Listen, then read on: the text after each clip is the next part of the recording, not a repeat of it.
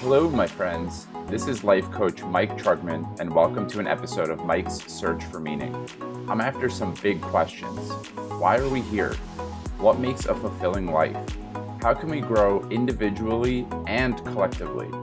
Each episode, I'll dive deep with leaders who are doing great work in the world and see how they organize their life.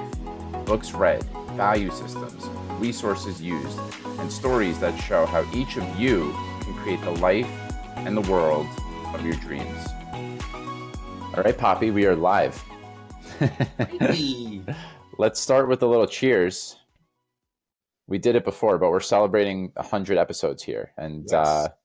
This is a big personal milestone for me. I've put a lot into this project that we call Mike's Search for Meaning, and you've been an incredible supporter the whole way through, and I'm really looking forward to having you on for 100, Poppy/dude.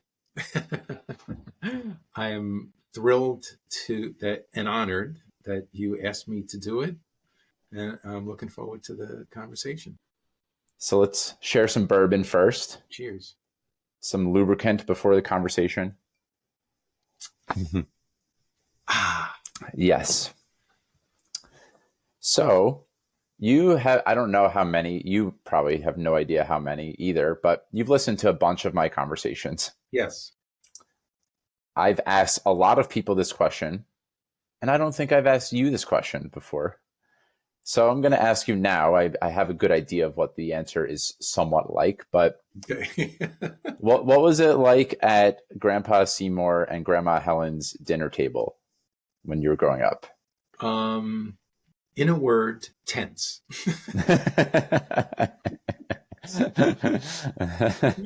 This is what happens when you bring that to the table. Mm-hmm. Right? So we did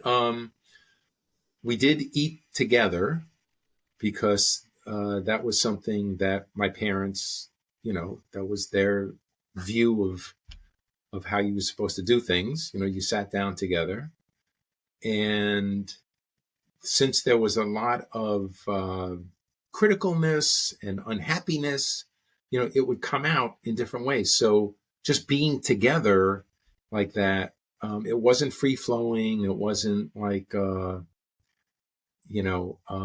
wasn't a happy time. It wasn't a happy occasion. So you just had a lot of different things that were going on. And of course you come to see, because of Uncle Jeff and Aunt Cheryl, we all experience things in a different way. So you can come from the same household, same parents, but you come away with different perspectives. What was happening to you, what you were seeing, how you were feeling about it. And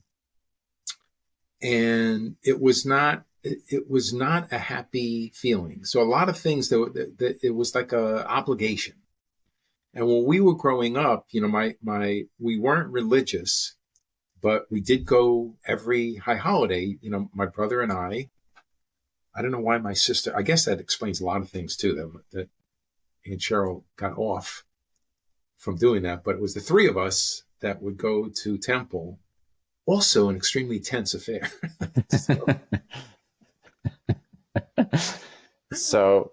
So we were, and it also, it explains a lot of the closeness that I have with my brother, because we were like two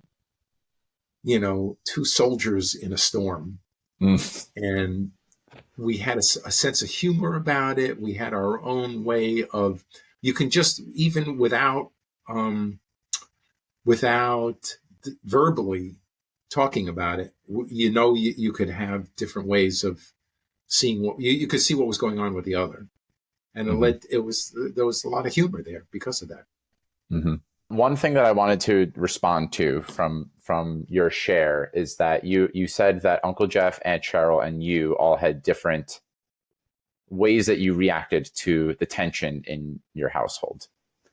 Right. And so I know that your default was probably the same that you were getting from your dad. It was anger, right? You wanted to meet explosive anger with explosive anger. Maybe not wanted to, but that's what was your default, let's just say. Yeah, the more that anytime I felt attacked, anytime I felt things were unfair, these were like real, triggers for me. Hmm. If I felt something was unfair, if I felt, I was being unfairly criticized, that's what it would bring out in me. I would want to just bring, bring, bring the armaments. Hmm. Let's go. Well, anger is a big, I think in the Trugman family, it's a big one. And I was saying to you, rejected anger, that as a gentler, quieter, natural temperament, personality that I am, that I have turned the other way from anger for most of my life. I Yes. just internalize that it's not good. And since my sweet little boy Nathan has joined us on the planet, and you have become the title that you have on your screen here, Poppy, which is what Nathan will call my father one day if you're tuned in here, and what we call him now. I've been in touch with this really big, fierce anger in me that has been scary for me. It's been really Interesting. scary for me, and I know that was the way that you responded to your dad when you felt unfairly criticized or things were unjust. Maybe is a way Yes. to think about it. Yeah. And it was also in speaking to you enough times in the last almost 33 years, I know that it was something that you were afraid of bringing into fatherhood. Yes. So I'm interested in looking at this from like a whole family lens almost of what, I guess if we just start with when I was born, because I'm the first child, so that was your first step into this huge new chapter of your life, being a father and being a parent. Yes. What what's the question behind this? So like how did you start to confront your relationship with anger in a different way, if at all? What was happening was it wasn't so much when you were an infant. It started to happen when you were able to, move around and speak. And particularly, I remember it once we started to get involved in sports, which you naturally gravitated toward, right? And then what would happen is the anger and the criticism were there. So if you Mm, made an error or if you didn't do something the way I thought it should be done, I would have that initial reaction. And I remember dealing with it in my therapy and basically it came down to this. The question that was posed to me is the things that you're showing, do you want to have the same relationship with your son the way that you have had with your father? And of course, the answer to that was resoundingly no. So that really, like, talk about a slap in the face or a cold, you know, uh, ice, a glass of ice in the face. It brought it really home to me that mm, I had a choice. I didn't want it to be that. Now I didn't know how to not do that, and how that was going to play out. But I guess I started with what I didn't want. So I kind of, that was the starting point. mm, As I started to deal with my issues and how that was going to affect my son mm, and then Caroline when she was born. mhm. Well, that is, from my experience, that is a lot of times how a behavior change starts. It's from we identify the thing that's happening that we don't want to do, Right. and then we go from there. And I would love to get into what that has looked like, because I know it's a constant practice, right? Like the things that we are triggered by are they can be there for a really long time. So Right. I would just once you identified, okay, this when Mike makes an error in a little league game, and I start to default to criticism and anger, and uh-oh, that's the same thing that I hated when my dad was parenting me, and I don't want to do that. How did Phyllis, your therapist, how did she help you actually go from I identified the thing that I don't want to be doing and move into like, okay, how do I actually interrupt that pattern so that I'm not criticizing Mike when he makes an error in a Little League game, or if he gets a B plus on his report card, or whatever the different things were? Like, what did it look like in action? So what it looked like is you become aware of the things that are problems. You know, anger is a problem. Criticizing is a problem. And rather than just give voice to that and then deal with whatever results from that, which of course would not be good things, which would result from that, um, you're so you have that an awareness like, whoa, okay, that's something I don't want to be doing. So intellectually, you realize that that's there, okay, and then because it feels completely unnatural. The natural thing is to criticize, to yell, to get angry. You know, in using the word natural, because that's the thing that just comes right out. That's ingrained. That's something that you've learned. And by not doing that, you are feeling very uncomfortable, Mm-hmm. right? Because you're going off into something that doesn't feel natural, I guess, for lack of a better word. And the more that you do that, the more it becomes your experience. Mm. And the more you experience that and the way that that feels, then it becomes internal. So the way that you kind of get to the point where you're growing and learning and relearning what it is the way that you want to be, and then that becomes your internal life, and that you give voice to, and that you react to situations with, and what you bring with you into things. And the other stuff becomes less and less and less. And that's really, in a nutshell, the way that I was feeling and how I approached it, and what ultimately why things went the way that they did. Mm-hmm. Where did you learn to apologize for when you didn't show up the ways that you wanted to? And the reason, I'll give more color to why I'm asking this question, is that I remember I mean, this is at least the story that I tell about my childhood, is that if you did make a mistake, if you yelled, if something happened that you were not proud of how you showed up, you would make the repair move and apologize to me and say it didn't have anything to do with you. That was my own reaction. And how did you feel when I did that? I felt it was very healing. I mean, that's me from my current 33-year-old's perspective, right? That's the word that I would use. It's in the absence of that repair, I think that, and to a certain extent, I still did internalize like I need to be perfect or else this might happen. Right. But it takes a lot of the weight off of that, of, Yes.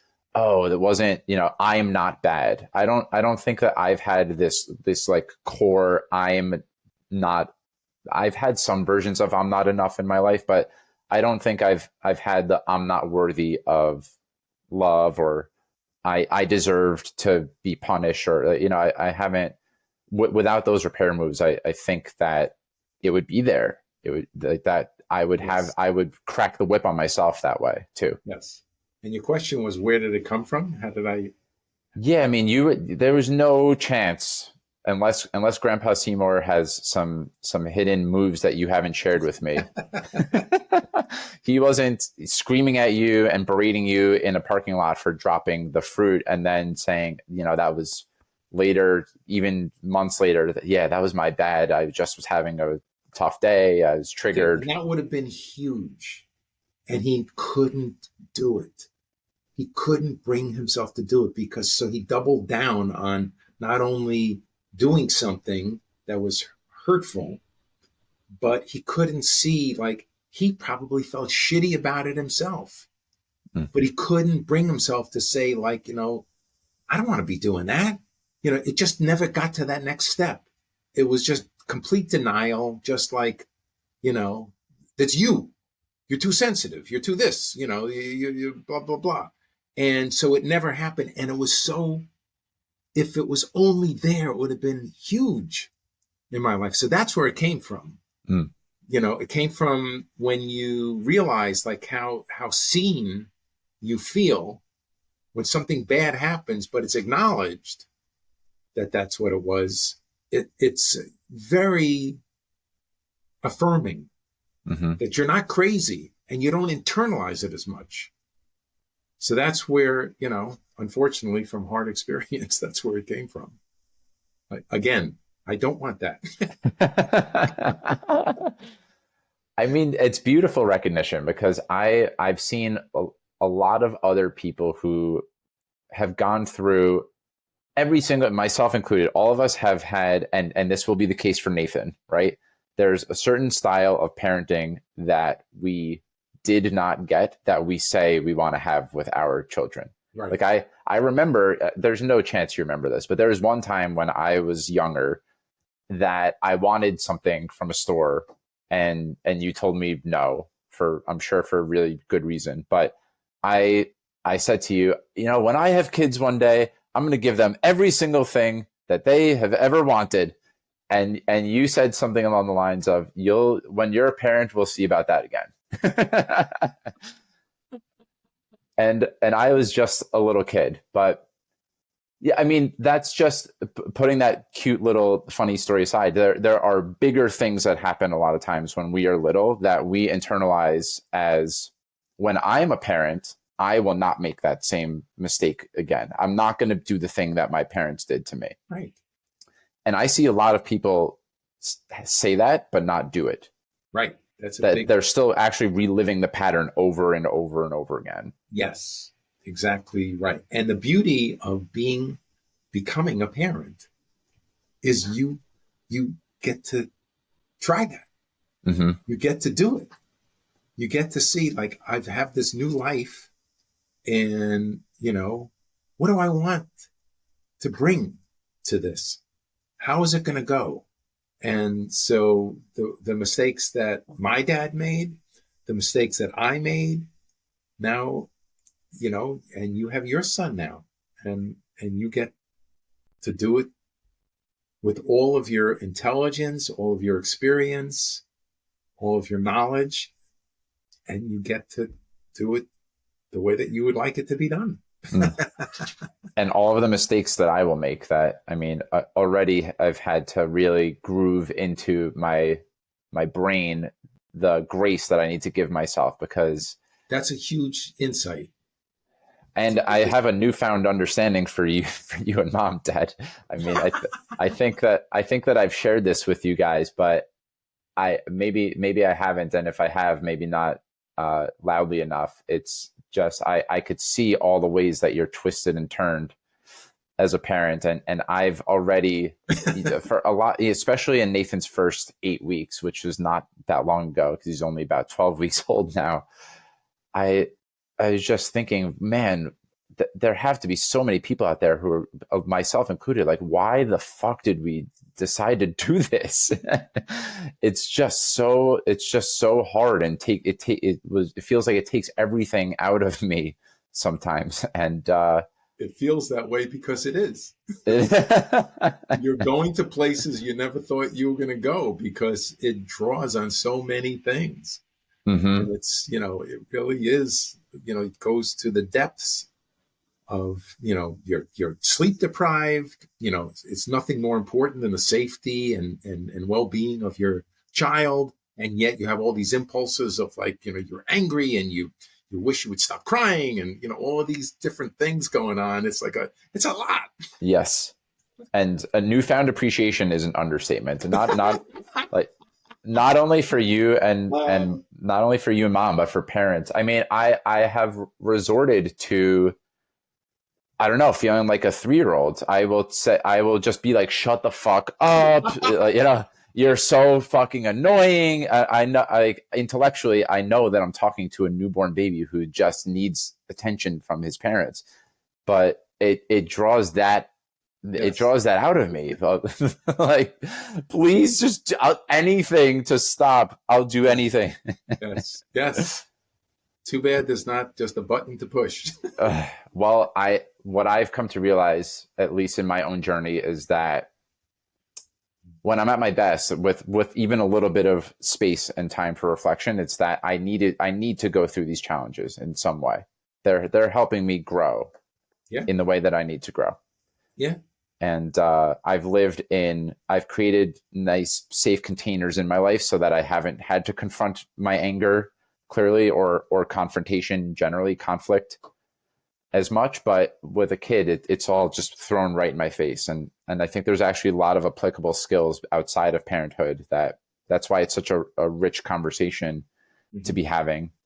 And there's another thing that I am cognizant of in my own parenting relationship with Nathan is the way that I don't want to project too many of my own beliefs onto him. I want him to, I've almost to an extreme, not wanted to say, I want him to be a basketball player and I want him to be good at this school subject and I want him to do this, almost to the extreme of what you see with parents these days who will they won't assign gender to their children and don't want to place any of their own beliefs onto the children.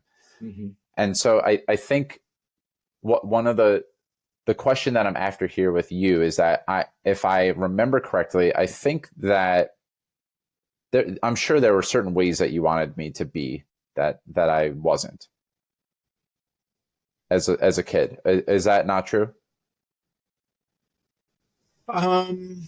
Certain ways I wanted you to be. I don't remember feeling that way. Okay. It came into the category of, if you weren't a certain way, that criticism, that feeling, getting angry about it. But I guess that's behind that, right? Like if you were this, whatever, I don't know what it would be, right? Pussy, okay. So, I mean, there's a lot of different ways that you can go with this, but it's there's a lot of bullshit that you'll recognize that you have, that you bring to being a father, being a parent. You say you want the best things for your kid, but a lot of it's just this ego bullshit, right? Like, first of all, you start with looks, how the kid is looking and as the looks change, and then what they're doing and what their intellect is, and then what their characteristics are. And so, we have these models of like all of these things that are wonderful, right? As opposed to just being. We're all just, beings. And so you bring all this ego stuff, and that's something that is not in my opinion. It's to the degree that was there. Mom and I wanted to just give you and Caroline the opportunity to be exposed to different things and to see where that took you. Right? Like, you remember we went around to all these different things. We went to what was that musical thing? The things I don't remember. We went, it was in something in Manhattan that was like a series. There was shows and it was music. But whatever. Okay, so there was that, of course, music, sports, reading, just different things. And if you took to it, great. If you didn't take to it, okay, you just went on to other things. So yeah, that's how I remember it. That's a beautiful answer. I think that we all do have some of that ego bullshit, and that me, in the way that I have hidden from anger, I think me saying I'm not going to project any of my beliefs onto Nathan is a way of me hiding from my ego bullshit a little bit. Like, I think there are it's helpful to acknowledge to bring Yes. them into the light that it's there, right? Instead Right. of pretending that it's not there, and then it Because comes they out. are there. They are there. You do have beliefs, and your child looks at you. I mean, you are my child. You Hmm. remember how you looked at your father and your mother, and it's like in a very huge way. It's so significant, and that's the thing. So you have to be aware of that, and you don't stop. You're not a blank slate.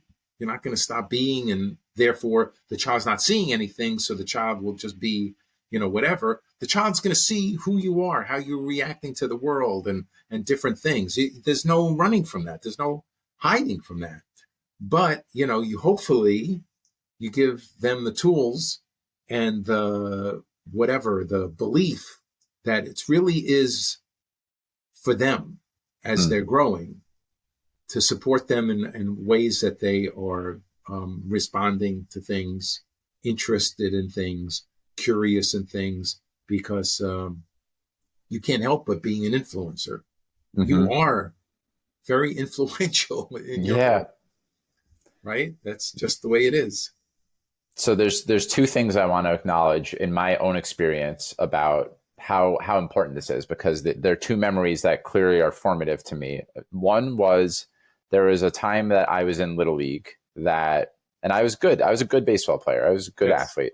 Yeah. I was in Little League with someone who I think this happened twice actually, right? There were two times that I quit Little League because I didn't like the manager. Right. And those are really hard choices to make, because I imagine for you, if I step into your shoes, that there was probably some fear of, how much do we push Mike versus how much do we honor him, Exactly. right? Yes. Are we Huge. coddling him? Yes. Are we, if we force him to, is that going to cause damage? Right. And so one of the ways that I really appreciate that you showed up as parents, that I think for a little bit, I used to think of myself as being, like, quotes, too soft or too coddled or whatever. But I think it was really important that you listened to me, actually, in those moments where if something didn't feel right to me, you honored that. Call it like listening to my intuition and being guided. There's certain times where it seems like being guided by what was the right choice for me, and you Yes. guys just listening was really important. And that happened when we were on vacation in Vermont at Smuggler's Notch as well. Yes. I remember that so clearly. And mom and I had that was a discussion of back and forth. Mom, at the get-go, she was like, he doesn't want to go, he's not going to go. And where I was coming from was, I don't want him to learn being a quitter. Mm-hmm. That was the big fear, right? You got to learn how to tough things through. You got to learn that you're going to face adversity. You got to learn how to, make adjustments, and that's, as in the culture, that's huge, Yes. right? Especially for ambitious people, especially for, when you want to give your child all the tools that they need in our society. That's a very big thing. And people recognize that, you look at guys like Vince Lombardi and, just famous coaches, it's very there. It's very present. Mm-hmm. Right. So it didn't talk about not feeling natural. That felt so foreign to me.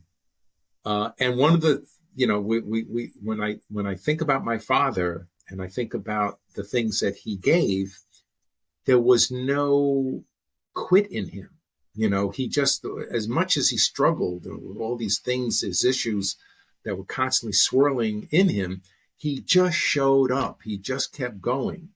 And so that became, again, forget about what the words are. You look at the actions. So for us as kids, that's what the role model that he was as a father. And I wanted to instill that as well, because I thought that had value.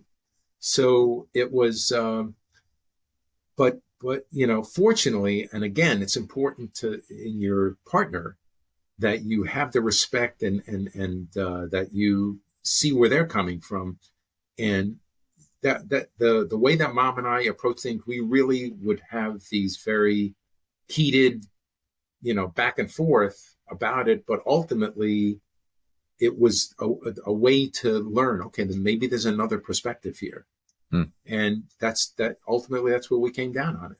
Mm-hmm. Was like, wanting to give you the autonomy to do things and make decisions based on what you were seeing, what you were feeling. Mm. It's really beautiful. And so something I'm going to piece together a couple of thoughts that I'm having here about Grandpa Seymour, probably to a fault, that was like the hammer that was looking for every nail, right? He didn't quit on anything. He like, my marriage sucks and my job sucks and he probably believed like everything sucks, and he just so firmly entrenched in that he would march on in the everything sucks camp. Right? Yes. Like he was just committed to marching forward, even if it meant suffering, and no matter what level of suffering. Yes. And so something that I'm appreciating right now in your approach is that, so yeah, I named one side of the coin where we'll say if mom represents the polarity of let's listen to our kids and not push them too hard, and you represent the polarity of let's push our children hard and instill in them that they don't quit. They're not the same thing, but there are two other memories that are really formative for me. One was when, as a little kid, I, from ShopRite in New City, took, I think it was a piece of candy, and I showed you that I took the piece of candy when we left. And that one wasn't up for debate of like, let's let that one slide. we went right back in there. This isn't no quit, but this is an important life lesson. And I'm not going to cede to what my kid thinks. This is an important time for me to say, nuh-uh. Part of what we think is being a good person is that we don't steal things. And you had me bring it back to the person and say that I stole it and apologize. And then another memory that I'm having is in high school, actually. I was doing a biology project. I think I forget exactly what it was. I had to grow a plant and use different types of water or different types of liquid to raise the plant. And okay. It was something that I could manipulate the data, right? I could have just wrote down I did things and the project it would have been fine. I would have gotten the grade I would have gotten. And you saw that I wasn't actually doing the project. Like I told you what was happening. I said, I'm kind of mailing it in a little bit. And you absolutely forced me. No, you're going to go to the teacher. You're going to tell them what you're doing, and you're going to start from scratch again. Wow, I don't remember this at all. That was a big one. And then in middle school too, there was a science teacher that basically wasn't teaching. And I remember that. That one I knew you'd remember that one. And that was another way that one is actually, you literally instilled in me, don't be a quitter. And that you still have the choice about, yes, you can complain that the teacher sucks and is not doing a good job. Or right. You could pick up the textbook and teach yourself and make a study group or whatever you need to do to learn the material.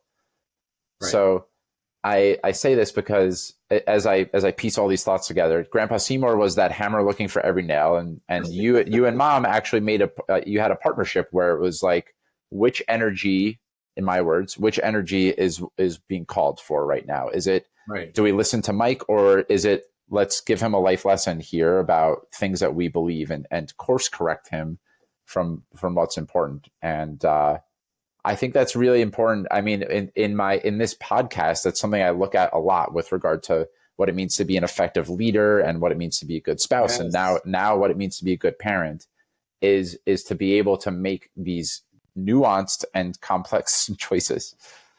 So I'm just like appreciating that in this moment. Right. Yes. And now you get to. And now I get to do it. To do it. So, dude, I'm curious if we shift a little bit of gears here, because there's a few other things that I think would be really fun to get into. Okay.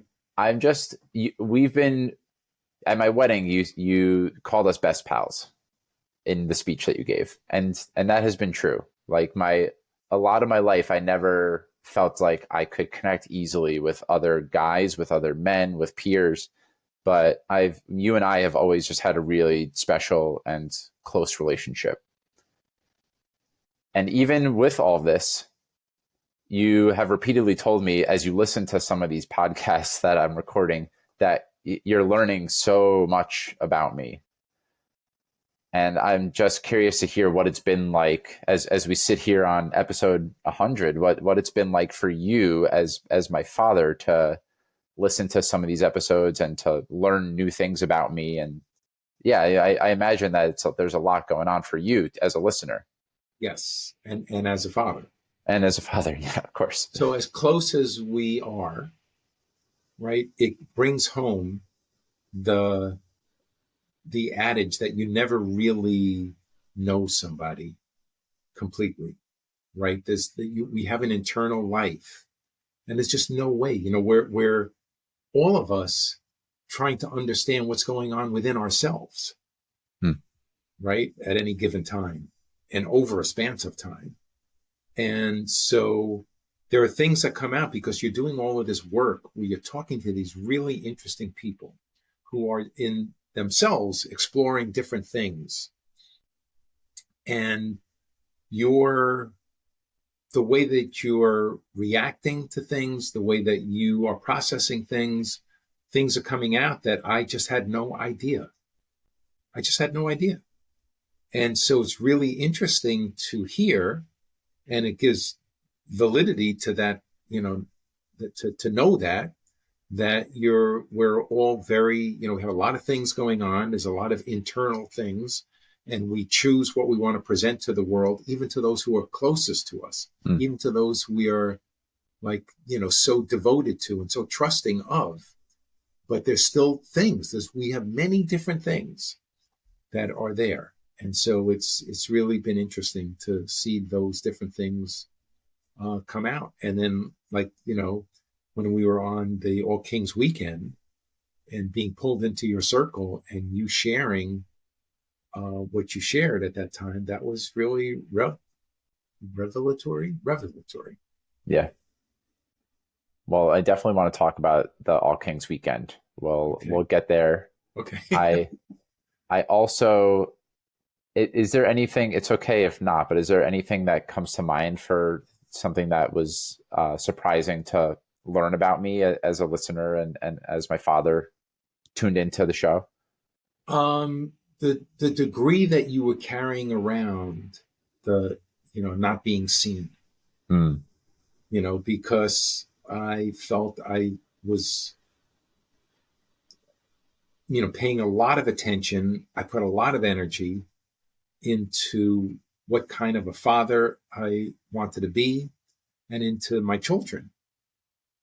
And so to hear that there was a big part of you where you felt unseen because of the differences in personality between you and Caroline and the way that I was, the way that Mom was, that was really a big revelation. and good to hear, because afterwards, of course, I felt even closer. Isn't that the funny and just thing? like before, when you were talking about when you were a little kid and looked at, I took this from the store and looked at, I have this project, but, I haven't really been doing it or whatever. So that's no small thing. It's starting with, you had enough trust to share, you did something or you didn't do something, and you could start with that as opposed to, I don't want to let that out. And so, we would never get there. So there'll be more things to discover, if ever. Yeah. Well, what I had queued up to say is that it's such an interesting thing about being a human, that when we share the things that are hardest to share, a lot of times it's what brings us even closer. 100%. Right? That was your experience of going to therapy. I know this, that you were scared that you were in some way, not in some way, that you were just outwardly betraying your parents. Okay. And if you had some chances. I know that Grandpa Seymour said to you that basically when he was dying, that you were living the life that he'd always dreamed of, in so many words, right? Yes. And so it was huge. It is huge. Yes. and to opening ourselves to these things that the initial, it could be really scary. And something that's a trap that I have fallen into a lot of my life is I was raised by two such good parents, right? And so for Well, me, that's wonderful to hear. well, it's still being able to sit down and acknowledge that I didn't get everything that I needed, and holding Right. space for the fact that I had two incredible parents who did everything in their power. Like you were saying, you did everything to be there. You're always doing your best. When you didn't live up to the standard that you set for yourself, you apologized for it. Like all the really important things that I aspire to as a parent as well. And to be able to listen to the fact that I had trouble in some ways with you and mom, and I didn't feel seen in some ways too. And for that to actually make us closer, it's such a fucking beautiful thing. It's just one of the greatest gifts that I think that we have as being alive and being human. No, I mean, listen, there was a filmmaker named Francois Truffaut. I probably have said this to you in the past. He made a movie called The 400 Blows, and he talked about adversity being a great teacher. Mm-hmm. So on the one hand, you can look at it and say, like, okay, if you have challenging situation, challenging people that you're dealing with, that's an opportunity to learn, and that's one perspective. You can also have the perspective, that you were given a lot, and therefore, I'm like you use the term privileged. You we're all, we all have a different set of things that we have, and nobody goes through life without issues, without challenges. It's just there. Mm-hmm. So it almost becomes like, okay, this is what you have. This is your set of things that you have. What are you going to do with it? Mm-hmm. So yeah, we can look at it like differently, whatever, different challenges that you've had, but you have chosen to examine, and I so admire that. Because yes, you could sit and rest on your laurels and say, well, I have whatever. I have many good things here. I'm just going to just roll with that. But you've been very, looking to keep challenging yourself, to grow and to learn and to expose yourself to many different things. And as you've been doing that, I've been happy to go along on that journey, because I've learned a lot. I learned a lot about nutrition. I learned, just a lot of about just people doing a lot of really good work. It's really interesting to me. Yes. Well, it's interesting. I mean, it wasn't exactly where I was going to go, but sorry. No, this is really important. So who's the person? I think Lori Gottlieb, the author of Maybe You Should Talk to Someone. Talk to somebody. She talks about comparative suffering and I guess the falseness of comparative suffering. And what she gets at is that when it comes to our physical body, right? Like if I broke my leg, I wouldn't be comparing the fact that I broke my leg to someone else's physical pain in a third world country, or someone else has, can't walk. And so who am I to complain about my leg pain? And she talks about that with regards to our emotional and psychic pain, that we're doing ourselves an incredible disservice if we only, perspective taking can be helpful to a certain extent. But if that is the only thing that we are doing, and disregarding the fact that I felt pain in this way emotionally, even though my childhood was great, there's space for both of those things, right? Yes. And I see that it's a common mistake that we make with comparative emotional pain, comparative emotional suffering. And I was making that mistake for a long time. And I finally, I guess, over a long enough time learned, A, it's not helpful. And right. B, the thing that we haven't explicitly spoken about so far today is that it just feels really fucking good to get under there and to get clarity on how to move forward with that, right? Like I've done a lot of healing around the parts of me that haven't felt seen, and the parts of me that were felt that they were too whatever, too shy, too gentle, not enough, right? Like, and that wasn't really something that was, I don't know, I didn't feel like that was something that happened as much in the house. But we have other psychic sources of pain too, like our peers. Yes. And what it means to be a guy in today's world where, masculinity is this whole other separate conversation we could have about what does it actually mean to be a man.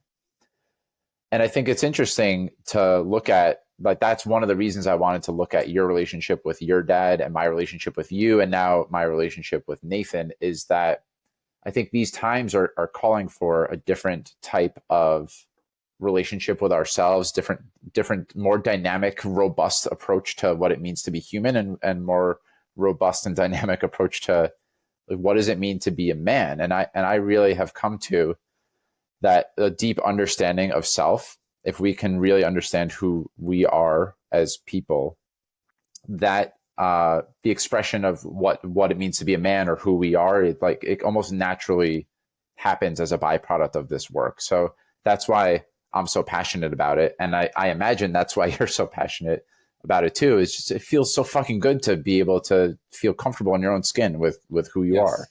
Yes, absolutely. And so one of the ways that you and I both did this together, and it was one of the most moving weekends that I'll ever have in my life, that you started to speak a little bit to, is the weekend that we had at All Kings together. And just to, maybe I'll set the container for how we could discuss this weekend, but I signed up for this weekend alone. I was going to do this weekend alone. It's a retreat in nature, and All Kings is a not-for-profit organization that does really powerful and transformative healing work that is targeted for men who were formerly incarcerated. So most of this retreat was with men who had been part of the prison system or were at risk of being in the prison system. And you and I had already signed up for the weekend, and you and I were having a conversation maybe a week and a half, 2 weeks before the weekend that I was going to go away. And you were opening up to me about things that you were going through, that you were having a hard time with. And I had the intuition that, hey, Dad, I'm doing this weekend that I think you would get a lot out of. Like, we both have had, at varying times in our life, we've had trouble, my words, allowing ourselves to be fully seen around other men, and connecting deeply with other men is probably closer to how you might say it. And I made the invitation for you to come, not thinking he's going to say yes and he's going to almost blindly follow me there. So as I set the table for what this weekend was, I would be just curious to hear if you could place us where you were at when you joined that weekend, and why you trusted your son blindly into this weekend, and then we can get into what happened there too. Sure. I wouldn't say trusted blindly. I just had trust, right? That you had signed up for this. The conversation was about connecting with other men. And I expressed the desire to do that, the frustration with the way that the things that I was feeling, it was not happening in certain ways. And so you said, well, you're going on this retreat or this weekend, and that's going to be like a big part of it. Do you want to participate in that? I said, yeah, I would give that a shot. Not knowing what the work was, what they were doing, what the weekend was. It was like described at the time as like, it's in nature, so you're going to be intense. And it's been a long time since. And then that was it. So I guess in a sense, because I could have, especially, you could just, look stuff up on the internet and do a little bit more research. I didn't have that inclination to do it. I did have a lot of trust that, that whatever it was going to be, I had no idea of the intensity of what was to come and how that would feel. Of course, now that as you just said, it was one of the most meaningful experiences that you have felt. Mm-hmm. And I felt the same. And I thought that was so beautiful. But a part of it was not knowing what was going to come. And I'm so grateful of the skill of the people that were doing it, because they were just fantastic at what they were doing. They mm-hmm. truly created a safe place. And I think you used the word container. Yeah. So it's this big tent where you're all breaking into groups, and you sit in circles and do the work in your particular circle on the carpet mm-hmm. that you're a part of. And so I just gave myself to it and took the leap by doing so. And it was, it was a tremendous life-changing experience to do that. Yeah, it was. And it was very healing to watch you dig in there. And it was very healing for me. And there's a documentary, I know that you've now watched it because I pointed you in that direction. There's a documentary yes. called The Work. Yes. That demonstrates a little bit. If you're listening to this and you want a little bit more of a taster, I've recommended this documentary to a lot of people, especially folks who are interested in connecting more deeply with men and understanding, even in the most violent of people, most marginalized populations that you can think of, that if you slow down enough and get underneath all the noise of what's happening, there's someone who experienced a lot of pain, and that it's wants to be seen. It's amazing to see that, because you see and this happened, on our weekend at All Kings. You see men with this incredible physical specimens in terms of, they bulk themselves up and mm-hmm. with tattoos and, all this stuff. So the appearance is one of its and I guess that's the intent. Very often there's an intimidation factor that goes along with that, what that appearance looks like. But when you peel everything back, I was going to say people, but it's men looking to connect in the most meaningful way with other men. Mm-hmm. And this has been my quest. Mm-hmm. Right? Like, I just wanted to have a life of connection, because it feels way better than the alternative, which was, being in a silo of whatever issues that you're dealing with. And we all have issues. But when you just put all your defenses around protecting what those issues are, as opposed to let's open it up, like you said before, I'll pick up the hood. Yes. Examine what's going on under the hood. It's been my experience that it's while it's it takes a lot of it's fearful, at least to me, especially going back in the beginning when I started to do that kind of work. But it's so rich, so much richer when you do it. And I think that's what we saw with these other men as well. The thing mm-hmm. that you're looking for, which comes out in that documentary, The Work. Well, that's what everyone who has any type of, curiosity about that or hunger for that, it's the very same thing, comes from the same place, just mm-hmm. really wanting to connect in a meaningful way. So yeah, that's where it came from. Mm. So just to paint a little bit of a picture for what type of stuff was happening this weekend, without giving too much away, because I think if you're interested, I know there's other organizations too that they're not necessarily affiliated with only men who were formerly incarcerated, but there's organizations like the Mankind Project who are doing intensive weekends like the one that I'm going to describe. And for me to walk through every single detail is to deny you the beauty of going through the experience of doing that weekend. But just to give a little bit of a picture for the types of things that are happening, as soon as we got there, not as soon as we got there, but the first activity that was intended to happen when we got there, every single man in the room had their voice heard and checked in with why they were there. And I just remember, I don't remember the exact words of the guys, but every guy was there because, like, for some really deep reason that I felt a part of me being really seen, right? Like, because that the world out there is just like you were saying, guys big in stature that looked really physically imposing that I would never have imagined would be the types of people to open up about their feelings, let alone to like really let their guard all the way down. Just like, I fucking need all you guys, man. I feel really alone out there. And like, this is my lifeblood. The connecting with all you men here. This is the place where I can show up and really be me. And just time after time, the activities that they were doing in a pretty gradually increasing in intensity way were reinforcing that we were all there for that very reason, right? That we wanted to connect more deeply.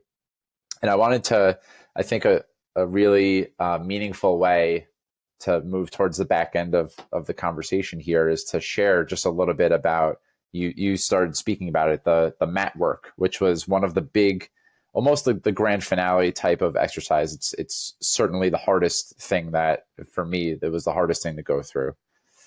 And yeah, I'm just debating internally right now what would be the easiest way to explain it. Would it be for me to say what happened, or for me to kick it to you and to share your experience, or to hear both? Like, what you did your own mat work and I did my own mat work, and I was actually able to witness both of them. So what do you think would be best here? I mean, they created an environment where you could go to the things your biggest fears, the things that you were wrestling with in the deepest way, and bring it up, bring it out, and then kind of talk about the skill that they did. So, of course, it went back to the things I was feeling about my dad, right? And then they used archetypes, Mm-hmm. Good dad, bad dad, right? And it was very, I'd never experienced that before. And obviously they knew what they were doing. It was so impactful to use that technique to then get to, further and further into the things that you were trying to get to. And it was just, amazing. Yes. Yeah. And it was amazing to me that you could see me that way, Mm-hmm. and I thought it was so cool when you were doing that, and you're talking about your issues, like as a son, the issues that you felt with your dad, and and they said, well, wait a second, we actually have your dad right over here. Do you want? And then they came over to me and they said, do you want to come over? Would it be okay? Your son was asking if you wanted to join in the exercise that he was doing. And I did. And of course it was, talk about peeling the layers, right? So if I rewind just a little bit here, so I was saying this is kind of the grand finale of the weekend. Earlier in the weekend retreat, where we're off our phone the whole weekend, that we're totally unplugged, we're sleeping in tents, and every event is geared towards making deeper and deeper contact with both the life that you most deeply aspire to live and the things that are holding you back from living that life. Right. And when we got to doing our mat work, each of us had identified 3 different core limiting beliefs that we had about ourselves. And then because the practitioners were so skilled, they would narrow the 3 down to the one that was probably the juiciest or the most ripe for healing, right? And usually our biggest core wounds, like I'm pretty sure 100% of the men that I saw there were working with stuff from either their mom or their dad. It wasn't programmed from a non-parent or non-caregiver. So we all identified the 3 core beliefs, and then we got it narrowed down to 1. And what you were starting to point to, Dad, was that once we identified what ours was, so mine was nobody gets me, and there's You were no not room for me. seen. Right. Yes. Nobody gets me is another way of saying that I didn't feel seen. Yeah. And the only person there who had their actual physical dad there was me. So what every other man was doing once they got to that place. So if someone else had the belief of I'm not enough, and that was something that they learned from their mother, the exercise would be, all right, who in this room can be the energetic stand-in for your mother? The person would pick the person that identified, oh, it's my mom, that program that would pick someone to energetically stand in for their mom. And then they would have the healing conversation that they needed to have. Mm-hmm. And there a lot of times required a large level of patience from the practitioner who was guiding this, because it's fucking hard to get to that place where, I think every single person started bawling their eyes out at some point during this exercise. And so when it was my turn to go, and I identified my core belief was there's no room for me and nobody gets me. To me, they're kind of interchangeable. The practitioners said, well, Mike, we have to ask you, we don't need to find an energetic stand-in for your dad. Your dad he's on the other side of the room. Do you want to go get him? Right. And that was one of the most courageous choices that I ever made, because on one hand, every fiber of my being was like, don't do that. That's so scary. Don't do it. And on the other, it was just like, I don't know. I felt it in the really quieter voice in me was just saying, yes, this is an opportunity to have a really healing conversation. And when you came over and walked over to me, I think I already had started bawling my eyes out, and I started talking about how hard it was for me at different times. For me to even be able to speak about this right now without crying shows the power of this work, that I can just have a level-headed conversation, because I've felt the pain of what I didn't get. Right. And you held it in that moment. I started talking about how I felt like my needs were 4th in the pecking order, and that I had to keep it together. If you were mad, or if Mom was worried, or if Caroline was upset about something, I felt like my needs were the lowest. And I will never, ever forget really anything about that moment, but the way that you were able to just look at me and really see me. Let's talk about being seen. There was no dodging it. You were able to just be there. It actually was what you were saying. It was so connecting. We were able to really connect with each other. And at the end, they basically, the facilitators said, is there anything else that you want to say? And we just had this really powerful embrace of a hug. And as soon as I was over, I still have I'm in Long Branch right now, as you know, and back in my apartment in Hoboken, I have the rock that was given to me to commemorate that moment. And I really think about that moment a lot. And I also remember the way that several other men had to either excuse themselves from the room or were also just crying there with me, because in some way that was everyone's journey, right? Or a piece of everyone's journey. Right. Or I wish I was able to have that conversation with my dad, or, when we drop in like that, which is why I'm so passionate about this work. I'm so fucking passionate about this work, is that when we go to those places, then everyone feels connected to that. We can all hitch a ride in some way. It's what we all want. It's what we all want. We all want to be seen. We all want to feel that level of connection. We all miss it in so many ways. It's just the nature of, it's a quest. It's not always there. It's, but the more that it is there, doesn't it feel great?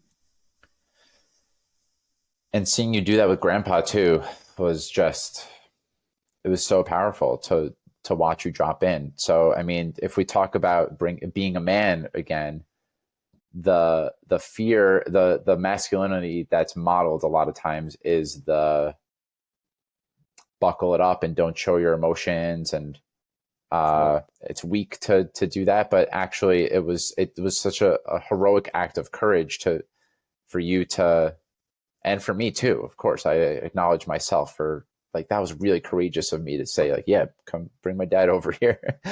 but but for you to be willing to look at it in front of, I imagine that there was a level of added challenge, the fact that your son was there with you, or maybe not. Maybe it actually gave you more fuel for, like, this is the backing that I need. But that's the masculinity that I envision, right? I want to be part of a world where guys know that dropping in and curling into a ball with tears, if that's what's required in the moment, or if that's the feeling that needs to be felt, like that's where I want us as a gender to move. And that's what I want to model for Nathan. I've already cried with him in my arms several times. And I mean, he's not going to remember that, but it's going to happen other times for sure. Yeah, no, it's beautiful to be able to not put up the walls, to be able to go as deeply as in connect in it as powerfully as you can, as intimately as you can, is what we're all looking for. Mm. So it's beautiful that you have that as a goal, as a dad. And wouldn't it be beautiful if the world were more aware of how that would be without all the toxic bullshit around, what's considered being masculine, and I grew up with, right? Don't be a quitter, be strong. So, like, my dad's father was not an angry man. It was the opposite. He was very passive. So my father's mother was extremely angry, as you know. So I think my father grew up with that as like, you don't want to be soft, because he saw his father kind of under the thumb of his mother. And it was, her anger that was running roughshod over everything, including him. So it's sometimes it's not just about, I know we've been talking a lot about male and toxicity in males, but anger is anger. Yes. And that happened to be what it was. And so he interpreted that as, anything, if you're soft or if you're gentle or if you're, it's all weakness. The worst thing you could be called by my father was you were a patsy, which meant that, you were a sucker that somebody else took advantage of. I guess that's how he felt, right? And so his father kind of experiencing that. He didn't want that. So it's, these are things you can, it's not just men. No. Absolutely not. It's definitely not just men, and toxic is toxic. And Yes. And I didn't either know or remember that about my great grandfather. So that's an interesting insight. But yeah, and it goes back to the way that you kind of responded to your dad, right? He, in an unhealthy way, he said, "I'm not going to do that. I'm going to do the opposite." And that's what to some extent, in a much healthier way, you said, "I'm not going to do that. I'm going to figure out a new way to do it." So, right. So on the back end here, dude / Poppy, I think that one of the beautiful, I mean, it just feels good to talk about and to do the work that we've been speaking about. But I think one of the beautiful added benefits that I've noted in you, and that you have definitely noted in yourself, is that when you do the work, when you look under the hood, when you examine all the core wounds and core beliefs that you have that have been holding you back in your life, you can start to identify the life that you actually want to live. And this is the phrase that I say for you, there's this appetite and zest for life that continues to grow. for you. And I just would love to talk about, you're 70 now. And so what it's like to be just a 70-year-old who's never, from my vantage point, like never felt younger or had more of like just everything you do. It's the way that you eat. It's the way that you talk about you and mom. It's the way that you talk about work. It's the way that you travel. There's like, for a long time, you had a hard time letting yourself feel good in any way. Right. And now it's like, life is fucking amazing. So I would just love to, I think a neat way to start to end this conversation is just around describing where you are now as someone who's 70 and loves life, which is not to say that you don't have those moments where you feel, I don't know, a lot of pain or disconnected or, just despair. It was a lot of hard work, and I had a lot of anger, a lot of tension, that I had to work through to make my marriage work, and then having kids, and to make sure that those were not, factors that would be debilitating or harmful to my children and then to myself. So it's just a lot of hard work to kind of overcome those things. But when you come on the other side, it happens, as I went through my life, I got better and better and more clear about the things that were important to me, the things that felt good, the things. So what you're describing is the work that I did. I wanted to be a better person, a better man, a better husband, a better father, a better friend. And so it's just really gratifying that you feel that way, that you see that. But from my perspective, it's just a culmination of having done that. And then your relationships improve, shockingly, without the anger, without the anxiety, without the tension, the more love. The Beatles had it right, Yes. They really did. These young dudes from Liverpool, I don't know how they knew that, but they knew it. And it informed, everything that they did. And that was their gift to the world, that they had the talent to bring it out in such a, beautiful music that they created. But it's true. So the more I've experienced that more and more, I guess, is in my usual long-winded way of getting there. Hey, some of my podcasts are 2 hours long. This is meant long-winded is welcome here, baby. So it's just it's. I know, obviously, we have other challenges. We have challenges as we age, right? Your body is just not what it was. Your mind is not as sharp as it was, but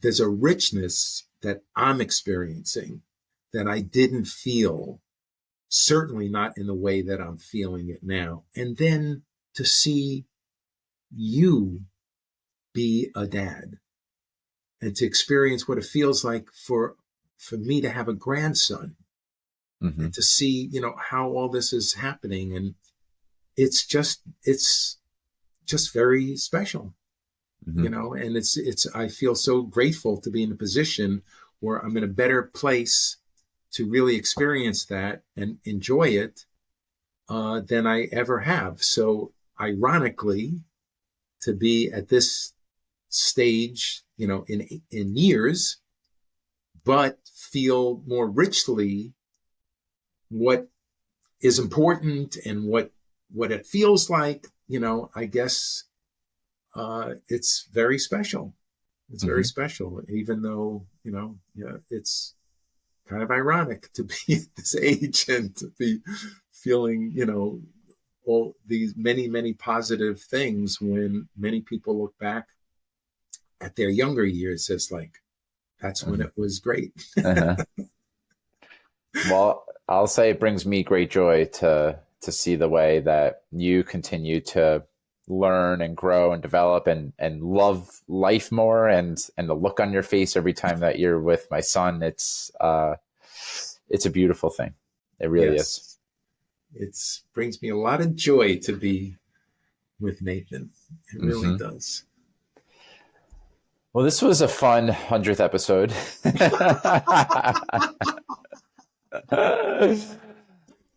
I really loved Well, it. I don't know exactly what I had envisioned, but this is a beautiful way to commemorate the 100 episodes and the beginning of fatherhood for me. I So don't know thank you. that this would be whatever interesting to anyone else. I just felt like you and I were chatting, as we usually do. But this is actually something that you'll be sharing with, I guess, I guess we'll see how, whatever, what it means to somebody else. I hope it means something good for them. I'm sure it will. As the creator who's done a lot of these now, over 100. This is the 100th that I'll be releasing, but I've recorded over 100.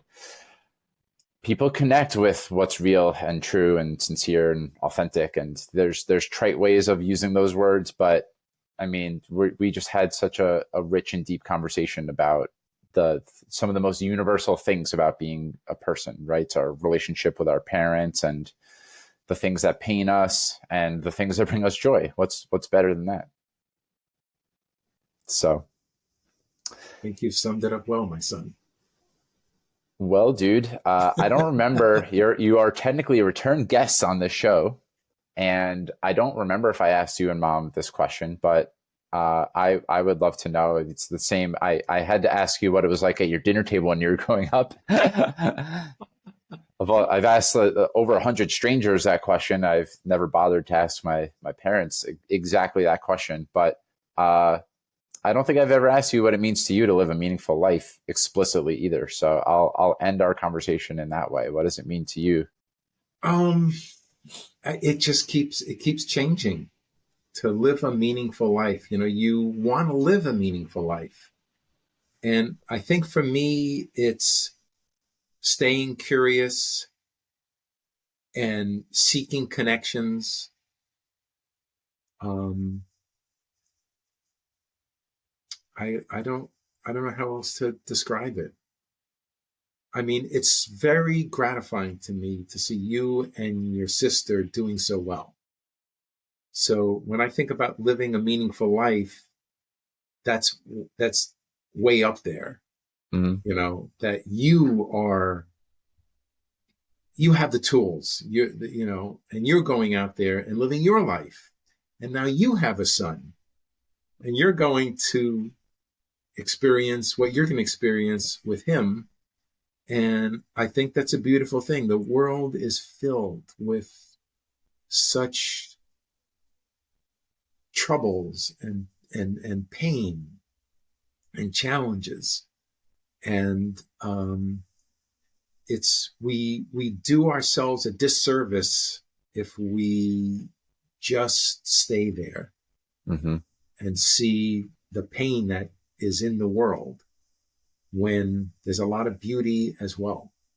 Mm-hmm. And I think that's really what I always feel like I'm trying to accomplish, Mm-hmm. is to find those things that really give you meaning.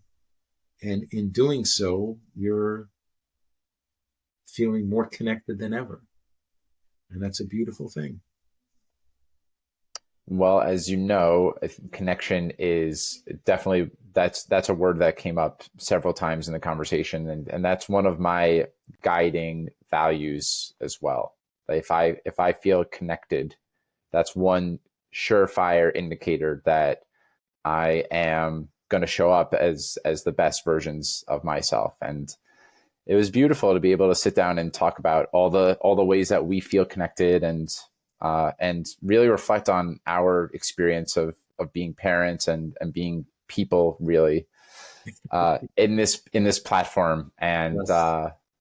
yeah, I just of course I love you so freaking much, dude. I value our conversations a lot, and if no one else listened to this, then really truly who cares? But there's a lot of value in it too, and that's why I did want to record it.